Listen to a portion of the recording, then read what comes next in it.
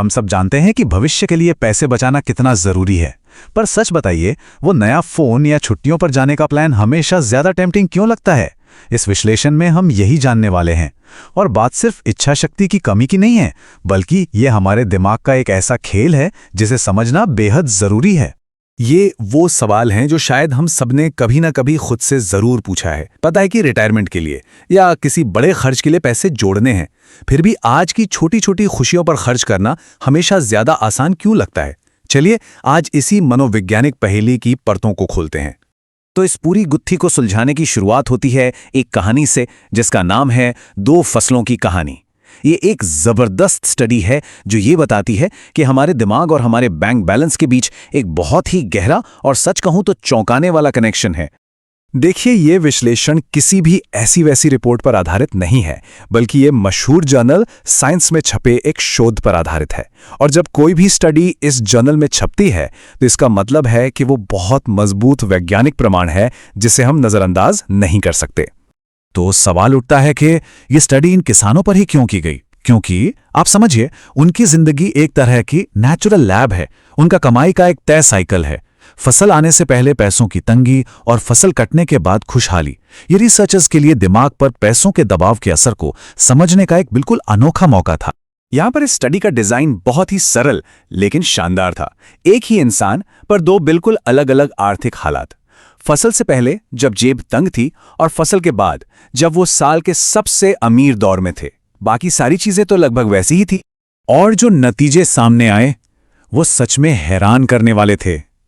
जब किसानों के पास पैसों की कमी थी तो मेंटल एबिलिटी टेस्ट्स में उनका परफॉर्मेंस काफी खराब था। लेकिन फसल के बाद जब पैसे थे तो उन्हीं लोगों के स्कोर में जबरदस्त सुधार देखा गया। दिमाग वही था, बस आर्थिक हालात बदल गए थे। अगर इस असर को एक नंबर में बताएं तो यह दिमागी क्षमता में लगभग 13 आईक्यू पॉइंट्स की गिरावट के बराबर था। आप अंदाजा लगाइए, ये उतना ही है जितना असर एक पूरी रात न सोने से दिमाग पर पड़ता है। ये बहुत बहुत बड़ा फर्क है। तो दिमाग में असल में हो क्या रहा था? ये स्टडी बताती है कि गरीबी सिर्फ पैसों की कमी नहीं है, ये हमारी मेंटल बैंडविड्थ यानी सोचने समझने की शक्ति पर एक बहुत भारी बोझ डाल देती है। इसका पहला कारण है डिसीजन कॉम्प्लेक्सिटी या निर्णय लेने की मुश्किल। अब सोचिए, जब हमारे सामने दर्जनों म्यूचुअल फंड या पेंशन प्लान के ऑप्शन रख दिए जाते हैं तो हमारा दिमाग थक जाता है। और एक थका हुआ दिमाग क्या करता है? वो सबसे आसान फैसला लेता है, कोई फैसला ही नहीं लेना। ये हम इंसानों की एक बहुत ही बेसिक आदत है। इसे प्रेजेंट बायस कहते हैं। आज रात दोस्तों के साथ एक अच्छा डिनर, ये एकदम असली लगता है। वहीं 30 साल बाद एक आरामदायक रिटायरमेंट, ये बहुत धुंधला और दूर की बात लगती है। हमारा दिमाग तुरंत मिलने वाली खुशी के लिए बना है और बचत ठीक इसका उल्टा है। कभी सोचा है कि 30 साल बाद वाला मैं एक अजनबी जैसा क्यों लगता है? ये मजेदार बात है कि ब्रेन स्कैन्स में भी ये देखा गया है। जब हम अपने भविष्य के बारे में सोचते हैं तो हमारे दिमाग के वो हिस्से एक्टिव होते हैं जो किसी दूसरे इंसान के बारे में सोचते हुए होते हैं। मतलब हम सच में किसी ऐसे इंसान के लिए पैसे बचा रहे होते हैं जिसे हम ठीक से जानते तक नहीं। और ये लाइन इस पूरी बात को एकदम निचोड़ कर रख देती है। ये कोई आलस नहीं है, बल्कि एक तरह का दिमागी तर्क है। भला कोई एक अजनबी को अपने पैसे क्यों देगा? जब तक हम उस भविष्य के मैं से एक कनेक्शन महसूस नहीं करते, तब तक आज त्याग करना बहुत मुश्किल लगता है। दिमाग की इन उलझनों के अलावा एक और बड़ी मुश्किल है, और वो ये कि हमारी मंजिल ही साफ नहीं है।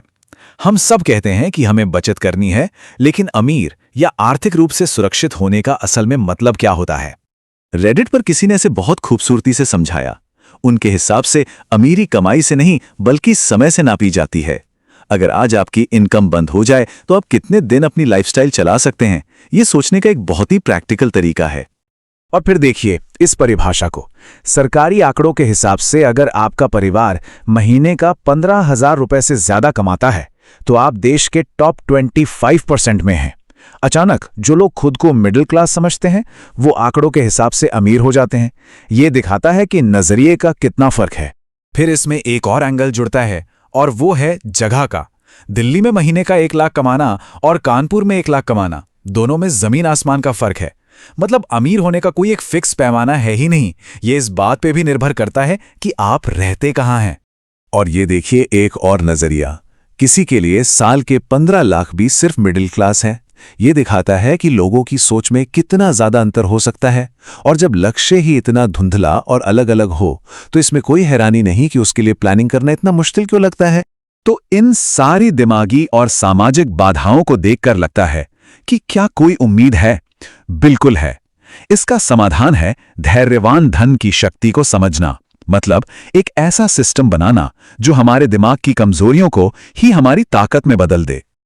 और यही एंट्री होती है कंपाउंड इंटरेस्ट या चक्रवृद्धि ब्याज की। ये कोई रातों रात अमीर बनने की स्कीम नहीं है। ये एक धीमी, स्थिर और अविश्वसनीय रूप से शक्तिशाली प्रक्रिया है जहां आपका पैसा आपके लिए और पैसा कमाना शुरू कर देता है।